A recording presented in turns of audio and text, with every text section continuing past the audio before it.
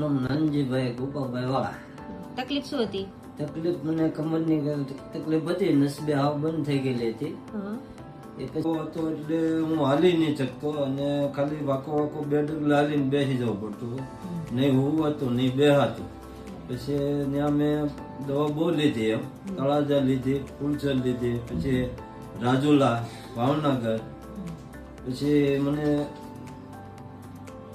થોડુંક ઓલું મળ્યું કે ભાઈ ત્યાં એક બેન છે ભાવનગર, તમે ત્યાં જાઓ એમ. પછી હું અહીંયા આવ્યો. ટ્રીટમેન્ટ શું કરી? ટ્રીટમેન્ટ ઇન્જેક્શન થી જ મને બહુ રેડી થઈ ગયું છે. કેટલો સમય થયો ઇન્જેક્શન ને? મને 1.5 વર્ષ થઈ ગયું છે. 1.5 વર્ષ? હા, અને હું અત્યારે બધું જ કામ કરું છું, ખેતી કામ કરું છું અને બાંધકામ બેલા હોવ વસ્તુ છું એમ.